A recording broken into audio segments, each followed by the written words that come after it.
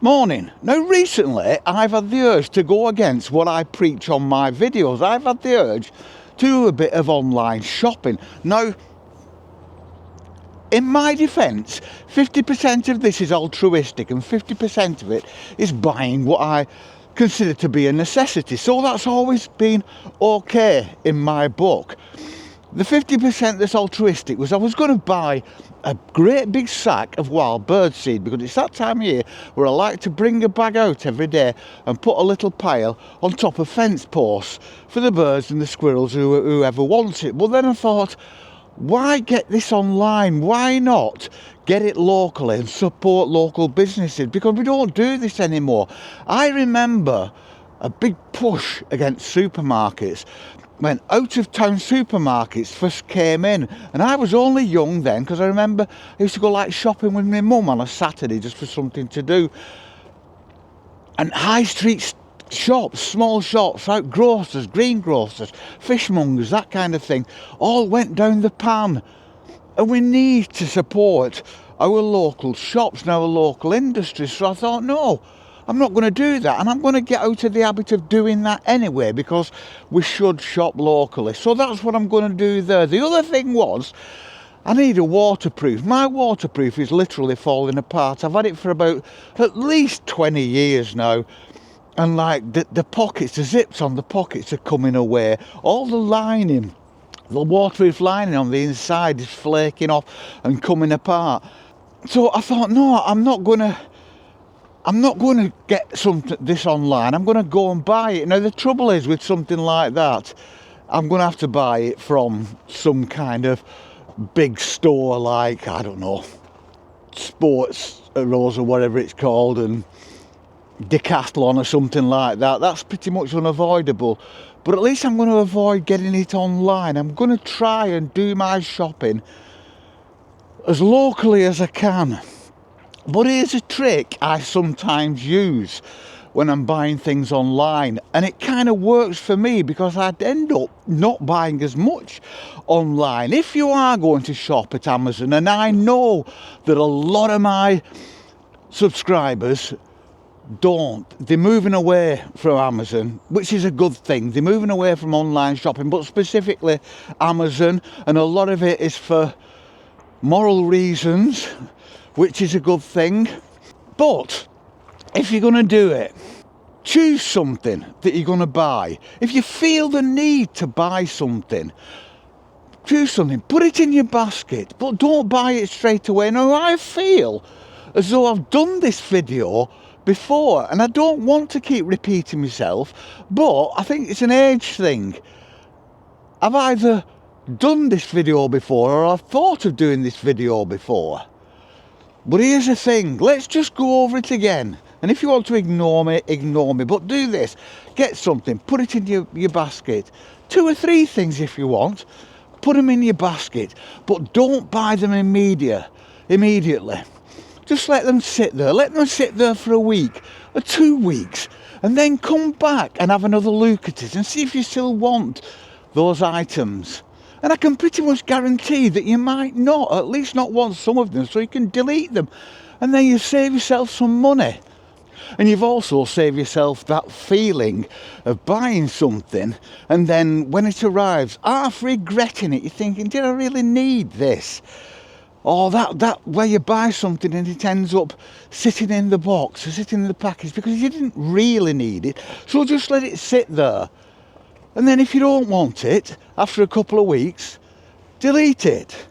Because then you can put something else in the basket. So what you're getting that, if you get a buzz from shopping, you're getting that buzz of actually choosing things and putting them in the basket. And I think that's quite a bit of the enjoyment people get out of this. But then you've got the chance to review it after a couple of weeks and think, did I need that? Did I really need that? And delete it. And it works. It actually works, because I've done it myself. Another benefit of this is that it's self-perpetuating. And it also crosses over into your normal spending. So I found myself now only buying the necessities. I buy my shopping, I pay my bills. And the thing is, because I've got into the habit of deleting things and deleting things through my mind. If I want something, I will let it sit there. I will try and overcome the urge to buy it, and I'll just let it sit there. And you do find that your chances are you find out that you don't really need that item. And if you do need that item, it means that you've taken time to consider it, which is a positive. I've found myself just buying the basics I need, and I don't really want anything else. The only problem with this is, there is a downside to this, is that I procrastinate. Now, I've spoken about procrastinating before, and I do, which means that if I want to buy something that's necessary and I know I need it, I will still think about it and consider it and procrastinate about buying it. So I will put off buying things that I specifically need. But that's a small price to pay, because it has worked for me in the long run. And like I say, this is bloody pack strap, I'm going on the right way. But over time, it works for me, because I just found myself not wanting to spend, because I've put things in that basket and deleted them so often that I've not only found myself spending less, but found myself not going on those sites as much. This over the years, and I don't go on at all now. I mean, I don't get anything from Amazon. Very, very occasionally, if my mum wants something desperately, I'll get it on Amazon for her, but I don't really get stuff myself on Amazon. And this has come through just doing this process of putting things in the basket, thinking about it for a couple of weeks, and then going back and thinking, did I really need that? Because even over a couple of weeks, your ideas change. Your chances are you get up in the morning in a mood and a frame of mind where you may be tempted to buy something, and you may, over a couple of weeks, your attitudes might completely change. You might just get up in the morning and realise that you didn't really want that anyway, and so you get rid of it. And then, so I say, not only do over time do you actually put things in the basket and delete it, and I suppose this is a metaphor for life as well, isn't it? Put things in the basket, think about it and delete it. But then over time, because you're not getting that little instant buzz of instant gratification by the actual spending on things that you may not necessarily want, you start avoiding those sites anyway, because they're like, it's wasted energy, because you come to realise that I'm putting things in the basket and I'm not buying it.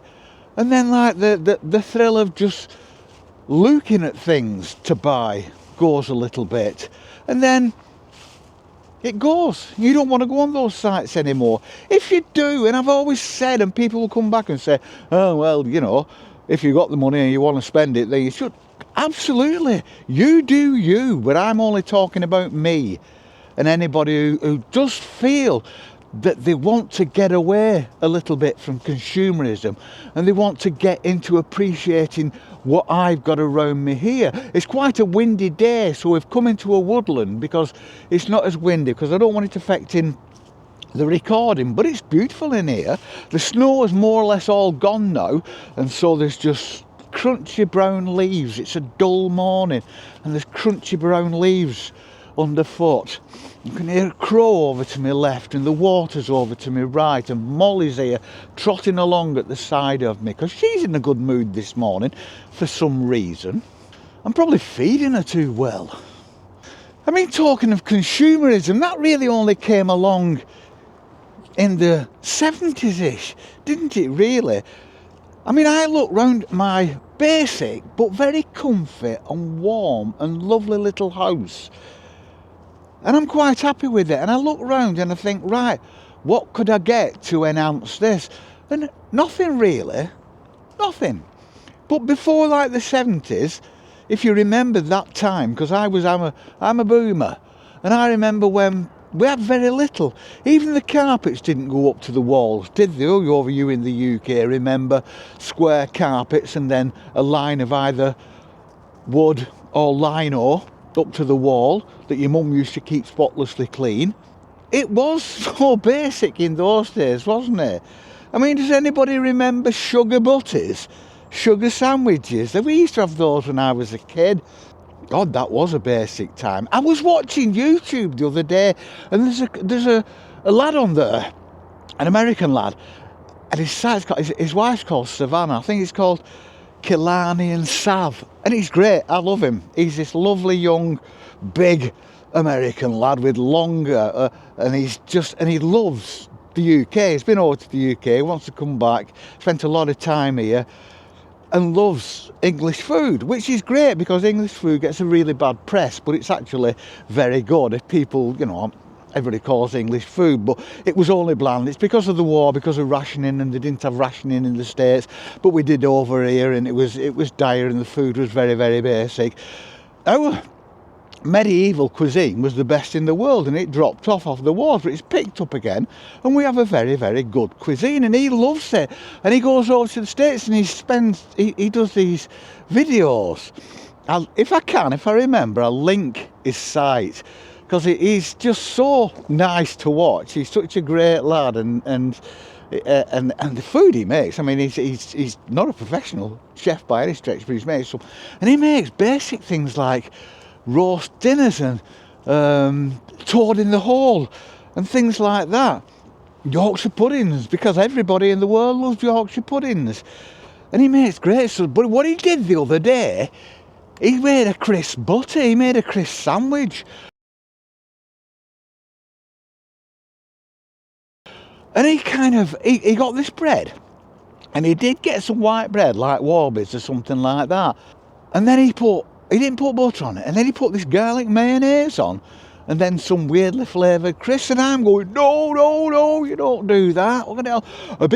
A crisp butter basically is a wonderful thing, but all it is good white bread, loads of real butter, Lurpak, Kerrygold, something like that, and then your flavour of crisps. Mine is either plain or cheese and onion, plenty of them, and that's all you need. No fancy stuff at all, because crisp butters were born in a more basic age, where you just whapped a load of butter on a slice of bread, whapped a load of crisps on. What else is it? It's like, does anybody still have banana butters, banana sandwiches? I love banana sandwiches. There's something magical about the taste of the creamy taste of a banana, and that slightly, bananas have that kind of slight odour scent to them that gets up into your mind, doesn't it? Lots of things are like that, really heady scent. That and the texture of them mixed with the butter and the good white bread is fabulous. I mean, my favourite, and it's a luxury, and it used to be a luxury when we were kids, when there was nothing about, and that was fish finger butters, fish finger sandwiches. You get fish fingers, bread, butter, fish fingers. I used to put a bit of salt and vinegar on them, just a bit, not too much, but then Heinz tomato ketchup. Got to be Heinz tomato ketchup. Some people put a bit of mayo on. Heinz tomato ketchup. Whack it on a butter. Cup of tea, get that down your neck, it's absolutely wonderful. Go back to basics. Who remembers those things? And things like that, I think, I still have them occasionally, because not only does it bring back memories, but you realise then simple things, and this is everything in life. Simple things are great because of the simplicity, because you can break down, if there's like 3 ingredients, every bit of those ingredients comes through on its own individually, where there are lots of ingredients, they just come through as a taste, a mixture. And that goes for everything in life. If you've got your house completely full of every type of gadget and new thing that's coming out and you've been sold, it all comes through as a whole, as a one. Whereas if you've got the basics, good quality basics, each thing comes through as an individual thing. You remember your grandma's house And there might have been a bureau in the living room and a chair that your granddad sat in, high back chair, and a fire. And I bet you can't remember much else that was in that living room. Maybe a picture on the wall, and that's because each of those items had such a strong character and personality that it came through individually. Unlike a modern house where it all comes through as a whole. Bring back individuality. This has been a bit of a rambling video, really, hasn't it? I find that over the last couple of months we've got away a little bit from what the site was originally about, what the channel was originally about slow living and peaceful living. And we'll get back to that. You've got to just indulge me every now and again when I want to go off on a tangent. Because I've nobody else to speak to. Just speak to you lot and bore the heck out of you lot. My fingers are very cold now holding this camera.